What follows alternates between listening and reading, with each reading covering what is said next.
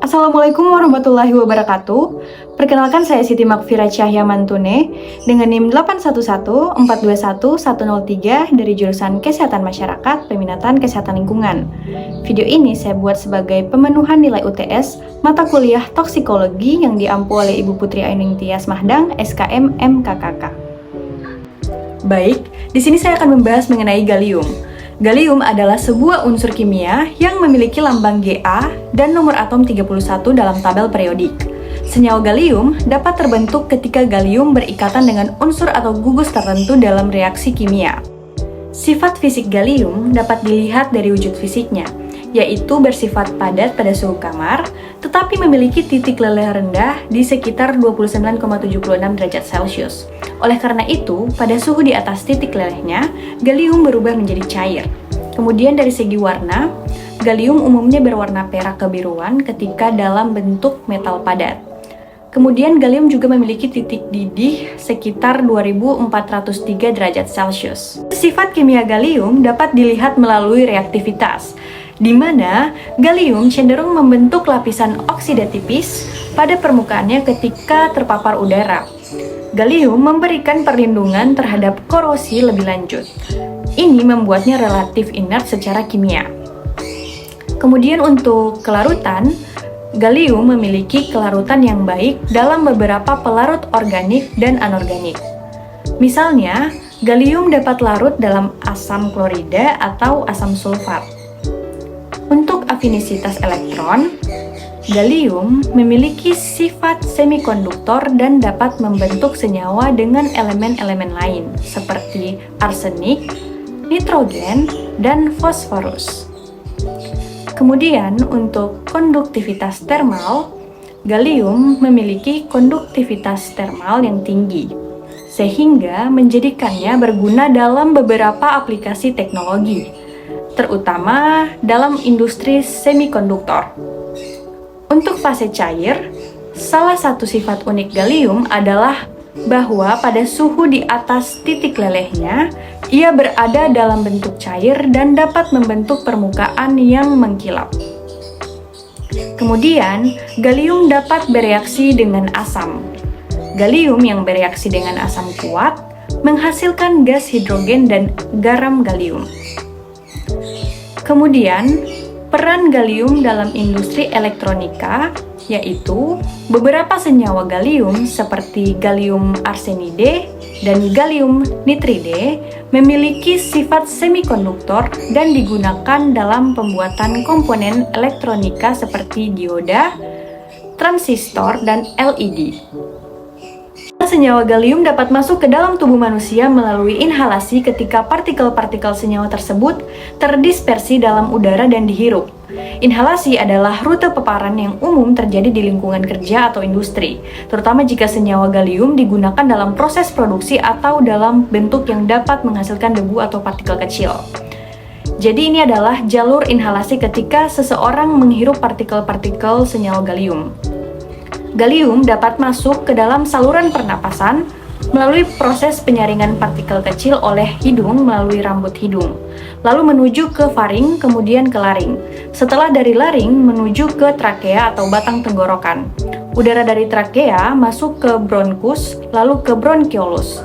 Setelah itu menuju ke alveolus, kemudian ke paru-paru. Dari sana, senyawa gallium dapat diserap ke dalam aliran darah melalui dinding saluran pernapasan dan diangkut ke berbagai bagian tubuh. Jika senyawa gallium terhirup, dapat menyebabkan iritasi pada saluran pernapasan. Gallium sendiri memiliki potensi toksisitas rendah, tetapi debu atau uap yang dihirup dapat menyebabkan gejala seperti batuk, sesak napas, atau iritasi pada mata dan tenggorokan. Jadi, beberapa faktor yang dapat mempengaruhi kemampuan senyawa gallium untuk menyerap melalui kulit. Yang pertama yaitu bentuk kimia. Bentuk kimia senyawa gallium dapat mempengaruhi kemampuan penyerapan melalui kulit. Beberapa senyawa gallium mungkin lebih larut atau mudah terionisasi yang dapat meningkatkan potensi penyerapan.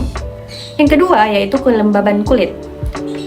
Kondisi kulit, termasuk tingkat kelembaban, dapat mempengaruhi penyerapan senyawa gallium. Kulit yang kering atau terluka mungkin lebih rentan terhadap penetrasi senyawa kimia.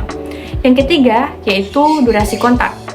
Durasi kontak antara senyawa gallium dan kulit juga dapat memainkan peran dalam penyerapan. Kontak yang berkepanjangan atau sering dapat meningkatkan kemungkinan penyerapan. Kemungkinan efek samping akibat gallium masuk ke kulit adalah terjadinya iritasi kulit, perubahan pada sel-sel darah, dan efek pada organ tertentu. Saat masuk ke saluran pencernaan, proses pencernaan gallium di dalam tubuh dimulai saat gallium pertama kali masuk melalui mulut, di mana terjadi proses pencernaan secara mekanik dan kimiawi. Selanjutnya akan melalui kerongkongan, kemudian ke lambung, lalu ke usus halus, pankreas, hati, kantong empedu, usus besar, rektum, sebelum akhirnya dikeluarkan sebagai feses melalui anus. Senyawa gallium memiliki toksisitas yang relatif rendah ketika tertelan. Namun, konsumsi yang signifikan atau berulang dapat menyebabkan efek samping seperti gangguan pencernaan, mual, muntah, atau diare. Fase eksposisi senyawa gallium melibatkan kontak senyawa gallium dengan lingkungan atau zat-zat lain. Berikut adalah beberapa tahapan yang dapat terjadi selama fase eksposisi. Yang pertama adalah kontak dengan udara. Gallium cenderung membentuk lapisan oksida tipis pada permukaannya ketika terpapar udara. Lapisan ini memberikan perlindungan terhadap korosi lebih lanjut dan dapat mempengaruhi sifat-sifat permukaan senyawa gallium. Kemudian yang kedua adalah paparan lingkungan. Senyawa gallium dapat terpapar pada berbagai kondisi lingkungan seperti udara, air, atau tanah. Proses eksposisi ini tergantung pada jenis senyawa gallium dan lingkungan tempatnya berada. Kemudian yang ketiga adalah interaksi dengan bahan lain. Senyawa gallium dapat berinteraksi dengan bahan-bahan lain yang ada di lingkungannya, baik dalam bentuk padat, cair, atau gas. Interaksi ini dapat mempengaruhi sifat-sifat kimia senyawa gallium dan potensialnya untuk membentuk senyawa lain. Yang keempat adalah perubahan fasa. Jika senyawa gallium berada pada suhu di atas titik lelehnya yaitu 29,76 derajat Celcius, senyawa gallium berada dalam fase cair. Ini dapat mempengaruhi sifat-sifat fisik dan kimia senyawa tersebut. Yang kelima adalah paparan manusia atau organisme. Dalam konteks industri atau aplikasi medis, manusia atau organisme tertentu mungkin terpapar senyawa gallium melalui berbagai rute seperti inhalasi, kontak kulit, atau konsumsi makanan atau air yang terkontaminasi. Fase toksikokinetik senyawa gallium melibatkan perjalanan senyawa tersebut dalam tubuh setelah terjadi paparan. Proses ini melibatkan penyerapan, distribusi, metabolisme, dan eliminasi senyawa gallium. Yang pertama adalah penyerapan. Senyawa gallium dapat diserap melalui berbagai rute, tergantung pada bentuk senyawa dan cara paparannya. Jika gallium terlibat dalam senyawa yang digunakan dalam teknologi, penyerapan dapat terjadi melalui inhalasi, kontak kulit, atau konsumsi makanan atau air yang terkontaminasi. Yang kedua adalah distribusi. Setelah diserap, gallium dapat didistribusikan ke berbagai bagian tubuh melalui peredaran darah. Senyawa gallium yang teroksidasi dapat membentuk lapisan oksida di permukaan yang dapat mempengaruhi distribusi di dalam tubuh. Yang ketiga adalah metabolisme. Gallium umumnya dianggap sebagai elemen tanah jarang dan memiliki sifat yang kurang reaktif dalam tubuh. Oleh karena itu, tidak ada metabolisme signifikan yang terjadi dalam konteks senyawa gallium. Yang keempat adalah eliminasi. Gallium kemungkinan besar dikeluarkan dari tubuh melalui urin. Waktu yang dibutuhkan untuk eliminasi dapat bervariasi tergantung pada sifat kimia senyawa dan kondisi kesehatan individu. Fase toksikodinamik pada senyawa gallium melibatkan interaksi senyawa tersebut dengan sistem biologis dan dampak yang dihasilkan pada tingkat molekuler dan fisiologis. Beberapa aspek toksikodinamik pada senyawa gallium melibatkan yang pertama adalah interaksi dengan biomolekul. Senyawa gallium dapat berinteraksi dengan berbagai biomolekul dalam tubuh seperti protein, enzim, atau asam nukleat. Interaksi ini dapat mengganggu fungsi normal molekul-molekul tersebut. Yang kedua adalah gangguan metabolisme. Senyawa gallium dapat mempengaruhi jalur metabolisme dalam sel atau organ tertentu, menghasilkan efek toksik pada tingkat fisiologis. Yang ketiga adalah stres oksidatif. Gallium dapat terlibat dalam reaksi oksidatif, menyebabkan stres oksidatif dalam sel. Ini dapat merusak struktur sel dan menyebabkan kerusakan pada tingkat molekuler. Yang keempat adalah pengaruh terhadap sistem imun. Senyawa gallium dapat memodulasi respons sistem kekebalan tubuh, baik meningkatkan atau mengurangi aktivitas imun tergantung pada kondisi spesifiknya. Yang kelima adalah efek pada pertumbuhan sel. Pada tingkat seluler, senyawa gallium dapat mempengaruhi proliferasi sel atau menyebabkan kematian sel yang dapat berkontribusi pada efek toksik. Yang keenam adalah akumulasi dan distribusi. Kemampuan senyawa gallium untuk diakumulasi dan didistribusikan dalam jaringan atau organ tertentu dapat memainkan peran penting dalam dampak fisiologisnya. Yang ketujuh adalah interaksi dengan sistem saraf. Senyawa gallium juga dapat mempengaruhi fungsi sistem saraf, menghasilkan efek pada tingkat kognitif atau perilaku. Dampak dari senyawa gallium dapat bervariasi tergantung pada beberapa faktor seperti jenis senyawa gallium, dosis paparan, dan cara paparan. Beberapa aspek dampak yang perlu dipertimbangkan meliputi yang pertama adalah dampak pada kesehatan manusia. Senyawa gallium memiliki dampak pada kesehatan manusia tergantung pada tingkat paparan dan sifat kimia senyawa tersebut. Beberapa senyawa gallium dapat digunakan dalam teknologi dan industri elektronika sehingga risiko paparan dapat meningkat di sektor-sektor tersebut. Hal tersebut menyebabkan iritasi kulit dan mata. Jadi kontak langsung dengan gallium atau senyawa gallium tertentu dapat menyebabkan iritasi kulit dan mata. Dampak kesehatan pada manusia lainnya yaitu pada pernapasan. Debu gallium atau partikel-partikelnya dapat menyebabkan iritasi pada saluran pernapasan.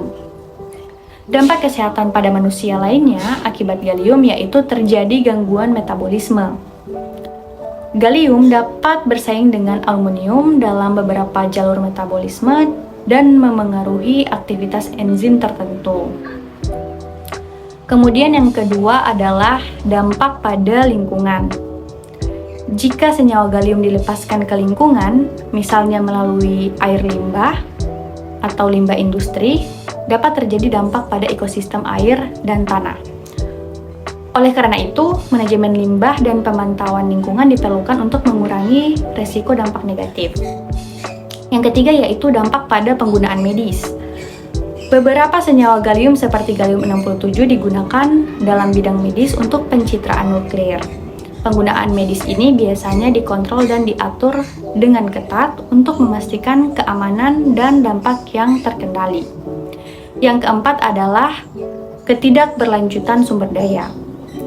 Pertumbuhan penggunaan gallium dalam teknologi tinggi seperti dalam panel surya dan LED telah menimbulkan kekhawatiran terkait ketidakberlanjutan sumber daya karena gallium sendiri bukanlah unsur yang berlimpah. Yang kelima yaitu dampak pada industri elektronika. Senyawa gallium seperti gallium arsenide digunakan dalam produksi semikonduktor dan komponen elektronika. Pekerja di industri ini mungkin terpapar pada tingkat yang lebih tinggi, sehingga perlu menerapkan praktik keamanan kerja yang ketat. Sekian video penjelasan dari saya, lebih dan kurangnya mohon dimaafkan. Sekian dan terima kasih. Wassalamualaikum warahmatullahi wabarakatuh.